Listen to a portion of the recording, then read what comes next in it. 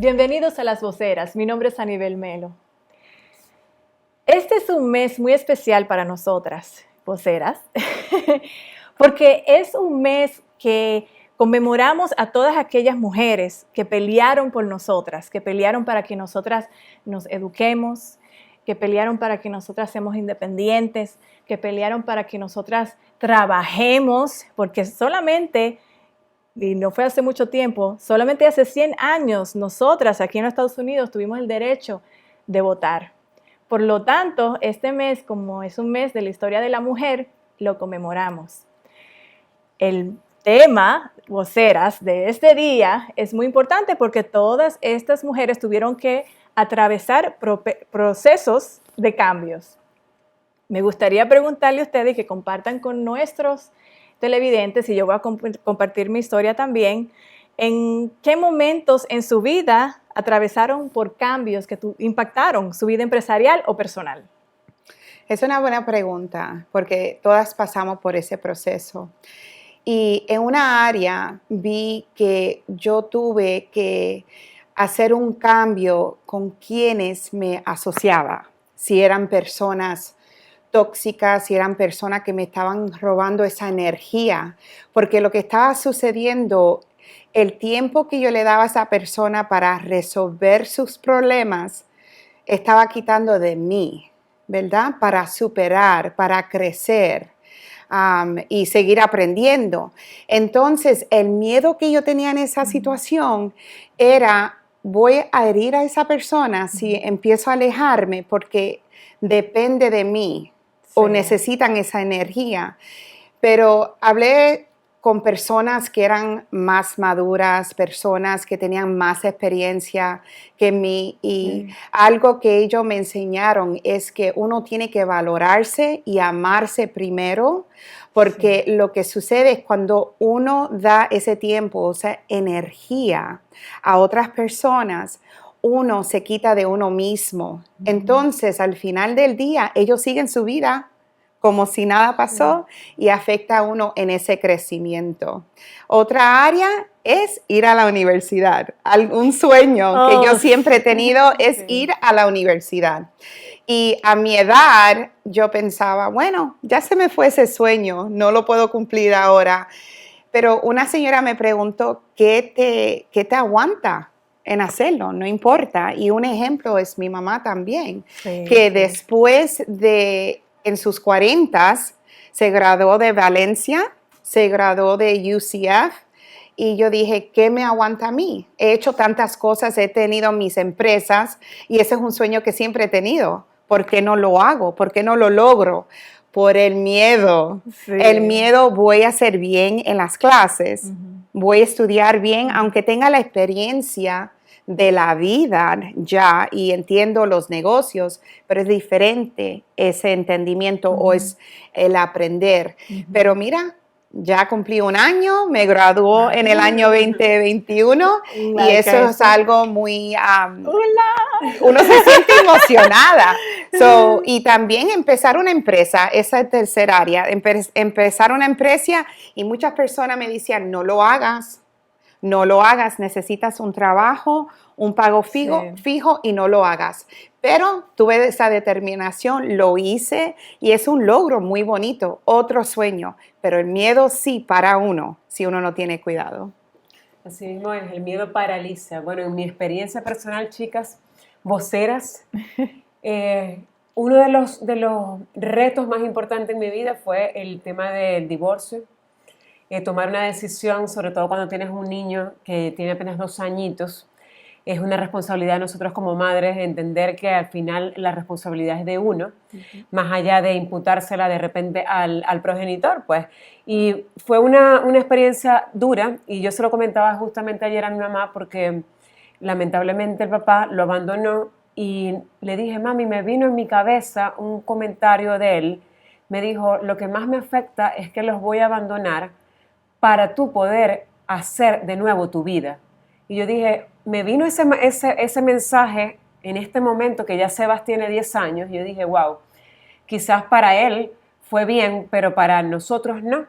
Y hoy en día, ahora lo entiendo, y entiendo lo que bien dices tú, Carmen, uno tiene que hacerse responsable realmente de las cosas y sobre todo como mujeres, gracias a esas mujeres guerreras en su momento, tomar el control de nuestras vidas. Y otro, voceras, también me sucedió que fui 15 años empleada y aquí en los Estados Unidos tengo un año independiente. Imagínense ustedes, yo le decía en off, a Sani, ¿cuántos casos tengo que pasar al ser independiente?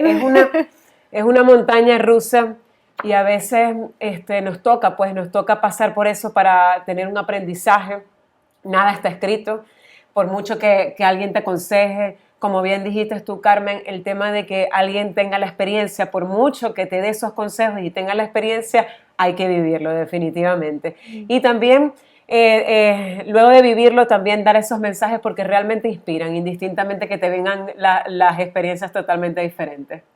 Excelente, chicas. Bueno, yo tomé una decisión sumamente drástica en mi vida y fue de mudarme de Lynn, Massachusetts a Florida, a St. Petersburg, Florida, sola, prácticamente sin conocer a nadie, solamente tenía una sola amiga que nos conocimos en Boston, pero un mes, creo que 30 días después que llegué, se casó y después estaba yo solita, pero ese momento, en ese periodo de ese cambio era muy necesario para mi crecimiento. Claro que fue muy duro porque no tenía nadie en Florida, nadie, ni familia, ni nadie, y fueron 2 años duros, claro, que uno pasa entre medio de cambio, uno está como en las transiciones.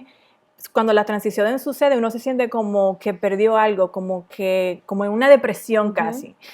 Pero uno tiene que atravesar esos procesos como de tristeza y de depresión para poder crecer, porque ahora en estos momentos yo miro o pienso hacia el pasado y digo, wow, si yo no me hubiera ido, ¿qué hubiera pasado? No tuviera tantas oportunidades que he tenido ahora si me hubiera quedado. Porque allá en Boston, aparte que es sumamente frío. Y yo soy de ahí. Sí, le duelen a uno todo. Le duelen a la rodilla y todo, pero del frío. Pero fue uno de los momentos más impactantes para mí, para conocerme a mí misma también, porque como duré 2 años viviendo sola por primera vez, conocerme a mí misma y ir a ese proceso de crecimiento y madurez. Porque cuando uno le tiene miedo a lanzarse, entonces nunca va a descubrir cuál es tu propósito, nunca vas a ver quién eres tú, qué te gusta a ti, o sea, no vas a atravesar ese momento de crecimiento que es sumamente importante para llegar donde quieres llegar. Algunas veces hay que tomar esas decisiones, aunque le duelan a uno, y hay que también cuando uno crece y es maduro, uno no puede agarrarse de los padres y agarrarse de la familia mucho, porque sé que eso es común entre los hispanos, pero la mayoría de las personas que he conocido han hecho decisiones drásticas y algunas veces tú puedes hacer decisiones que no sean tan drásticas, que se acomoden a tu vida y a tu experiencia, pero le digo a todos ustedes a ustedes chicas, voceros y voceras, y voceros y los chicos, que el proceso del cambio es sumamente importante para el crecimiento. Ese es nuestro mensaje de hoy, de nosotras, de nuestras experiencias personales y empresariales. Bueno, a seguimiento tenemos varias historias y Carmen nos va a transicionar a qué tenemos próximamente. Exactamente, y tú lo mencionaste al principio del programa. Este mes es el mes de la historia de las mujeres. Entonces vamos a llegar a conocer 4 diferentes mujeres, mujeres que han luchado, mujeres que han tomado cambio en sus vidas, mujeres que dijeron, yo soy yo y lo voy a hacer. Vamos a escuchar una de las historias.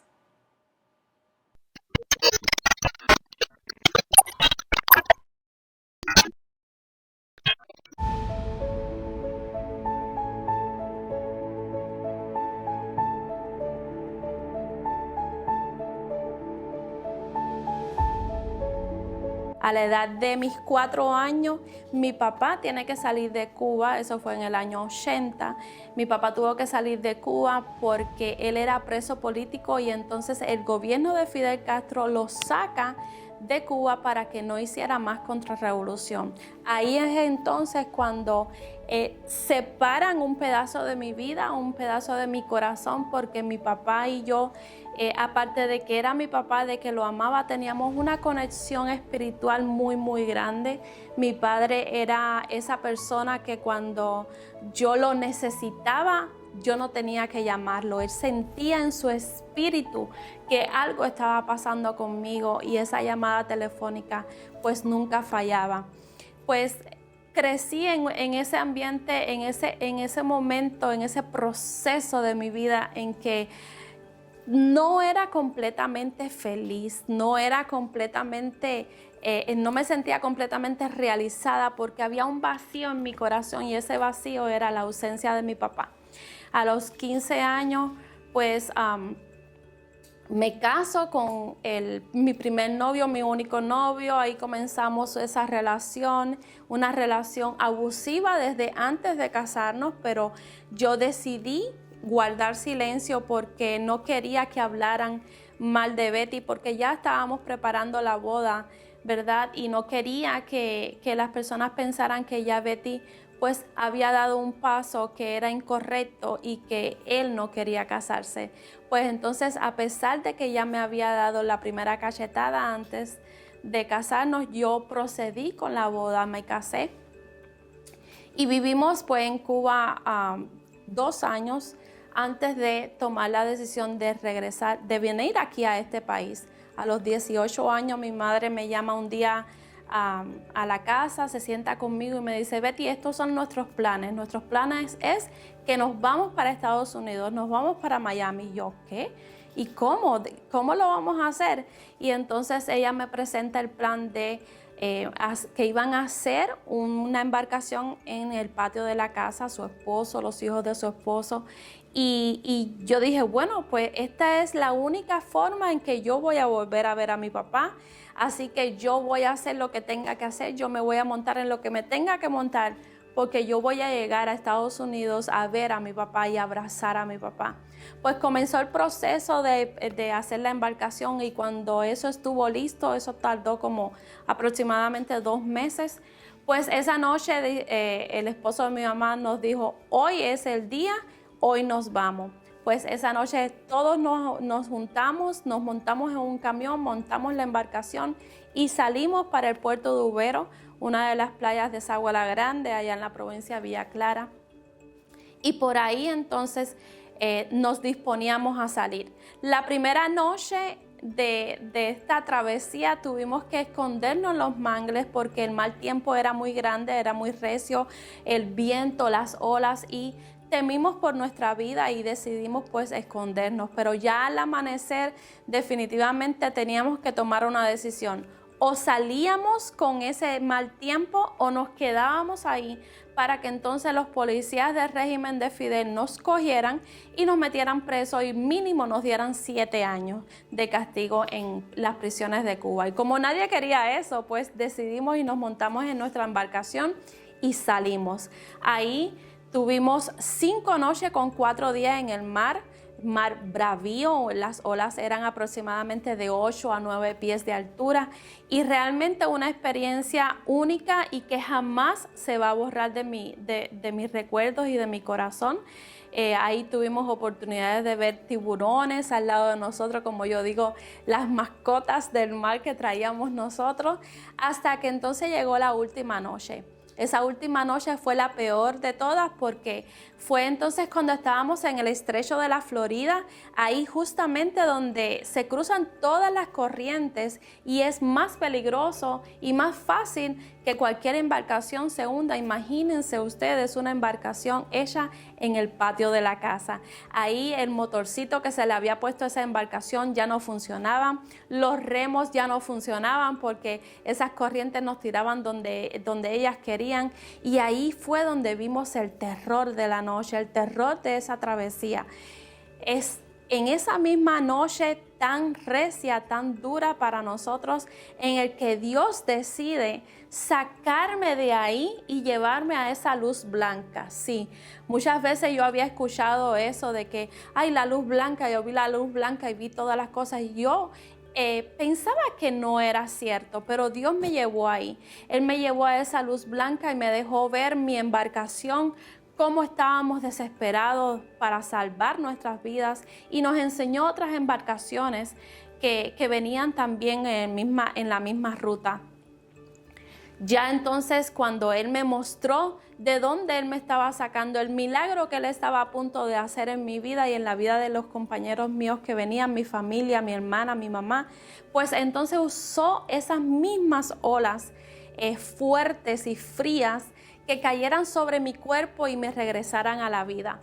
Aproximadamente 5 horas más tarde, ya los hermanos a rescate estaban encima de nosotros. Hermanos a rescate eran voluntarios que sobrevolaban con helicópteros el estrecho de la Florida para visualizar los balseros, para entonces darle lo que ellos necesitaban. Y ahí nos tiraron agua, nos tiraron comida, nos tiraron un radio para comunicarnos con ellos. Y entonces pues ahí nosotros le dimos nuestros nombres, los nombres de nuestros familiares, e indiscutiblemente no sabíamos qué estaba por venir. Ellos llamaron a los guardacostas nos recogieron, y aproximadamente a eso de la 1:30 de la mañana íbamos tocando tierra de suelo americano. Ya estábamos en los Estados Unidos, veíamos esas luces hermosas de la ciudad de Miami en ese barco, y era hermoso porque nunca habíamos visto tantas luces juntas. Cuando llegamos, pues nos llevaron a la Casa del Balsero. La Casa del Balsero es una casa que un grupo de cubanos acondicionaron para cobijar a los cubanos que no tuvieran familiares y que pasaran ahí la noche después de haber venido de Cuba. Y cuando estábamos doblando en U del van que nos llevaba para la Casa del Balsero, mi mamá me pregunta si iba a llamar a mi papá, y yo le dije no, porque es muy tarde y no quiero asustarlo, yo lo llamo mañana. Y justamente cuando el van enfoca las luces para esa casa, y déjenme decirle que yo no sabía de esa casa, yo no sabía para dónde me llevaban, yo simplemente estaba confiando en que unas personas nos llevaban, un grupo de personas de mi familia a un lugar seguro. Y cuando veo esa luz enfocada en una persona, y esa persona era mi padre, automáticamente uno de los hijos del esposo de mi mamá dijo que nadie se mueva y dejen que salga Betty. Yo salí como una niña detrás de una pelota, y justamente abrieron las puertas de ese van, y lo único que hice fue salir corriendo y abrazarme a mi padre y llorar y dar gracias porque lo había logrado. Había vuelto a ver a mi papá, ese ser tan maravilloso que me amó tanto y que yo amo tanto. Ahí comenzamos, entonces llegamos a su casa. Un detalle súper hermoso es que llegamos a su casa y entre amigos de mi papá estábamos contando la travesía. Y él no, yo dije, no, pero el helicóptero, la luz blanca que había. Y entonces mi esposo en aquel entonces me dijo, Betty, qué luz blanca, qué helicóptero, que eso no era realidad. Y ahí fue justamente cuando nos dimos cuenta que yo había tenido una experiencia espiritual con el mismo Dios, y nadie lo sabía, fue solamente mi Dios y yo. Ahí la esposa de mi papá me interrumpe y me dice, Betty, ¿a qué hora pasó eso? Y entonces el esposo mío en ese entonces le dice, como a eso de las 6 de la mañana llegaron ahí. Y entonces ella dice, ¿sabes qué? Tu papá a esa hora se despertó gritando tu nombre con la mano en alto, como si te hubiese agarrado. Mi padre no sabía que yo estaba en el mar. Mi padre no sabía que yo venía para este país. Así que eso era una confirmación más del lazo espiritual tan y tan grande que teníamos mi padre y yo. Pues ahí entonces descubrimos ciertas cosas que no habíamos apreciado en la travesía, y hoy con gusto lo comparto con cada uno de ustedes. Pues ahí comenzó entonces mi vida en este país. Estudié cosmetología. Vinimos a vivir acá a la ciudad de Orlando y fue aquí entonces cuando se puso peor la situación con mi ex esposo. El abuso doméstico se incrementó, ya era abuso emocional, físico, ya yo realmente no era quien yo era lo que él quería que yo fuera. No me dejaba arreglarme, no me dejaba maquillarme, no me dejaba ponerme tacones, no me dejaba hacer absolutamente nada porque me quería simplemente para él. No quería que las personas que estaban afuera vieran a la verdadera Betty. Me decía fea, me decía gorda, me decía que nunca iba a lograr a llegar a hacer absolutamente nada, que nadie me iba a querer con 2 hijas. Así que ahí comenzó esa humillación día tras día, tras día, tras día. Pero habían 2 personitas en mi vida que me daban las fuerzas para seguir hacia adelante, para ponerle fe a ese matrimonio, para pensar que eso se podía arreglar. Y esas eran mis 2 hijas. Y por ellas seguí y seguí hasta ese día en que tomé la decisión de divorciarme de él y se lo comuniqué. Y fue entonces la noche más fea que he pasado en mi vida. A pesar de la travesía, esa fue la noche más fea que yo he pasado en mi vida, porque pude ver la rabia, el enojo de un hombre delante de mí con todas las intenciones de quitarme mi vida. Esa vida que solamente Dios me puede quitar porque fue el único que me la dio. Y fue en esa noche en que él me maltrató tanto, me hizo contusiones musculares en mi cuerpo, yo sangraba de los golpes que me había dado y no era suficiente con que él entonces sacó un cuchillo para matarme. Y fue en ese momento en el que yo me le enfrenté y le di un paso al frente y le dije, ¿sabes qué? Si sacaste el cuchillo para matarme, ahora tú me matas, mirándole a los ojos. Y yo decía, por dentro de mí yo decía, yo no sé qué estoy haciendo, porque yo temía a ese hombre. Y él me dice, ¿qué tú estás diciendo? Y yo, pues lo que estás escuchando, que si sacaste el cuchillo, ahora tú me matas. Y parece que eso fue lo que impactó su vida, ¿verdad? En el que yo estaba haciendo algo que yo nunca había hecho. Yo lo estaba confrontando a él con valor. Y eso entonces lo hizo a él, pues meter el cuchillo en los muebles, en las paredes, en el microondas, en el televisor. Pero gracias a Dios, en mi cuerpo no lo hizo. Tuve que ir al hospital, por supuesto, me cuidaron, pero estuve bien porque él no pudo lacerar mi cuerpo con el cuchillo. De ahí entonces pasamos el proceso de divorcio, el proceso de que me caía detrás, de que me llamaba, de que me iba a matar, que me tenía que montar en el carro con mis 2 hijas porque tenía miedo, hasta que entonces llamé a la policía y le dije, ¿sabes qué? Me llamó esta persona y me dijo que me iba a matar. Y entonces cuando llegué a mi casa, él estaba ahí, pero también estaban 2 carros de la policía y gracias a Dios esa fue la última experiencia que tuve de temor, ¿verdad? Por mi vida de parte de él. Así que ahí comienza mi vida de criar a mis 2 hijas sola, una experiencia que nunca había vivido, era totalmente desconocida para mí. Pero ahí trabajé y luché, donde no podían ir mis hijas, no iba yo, y siempre 24/7 con mis hijas. Así que hoy en día mis hijas son 2 mujeres, ya tienen 24 y 23 años de edad.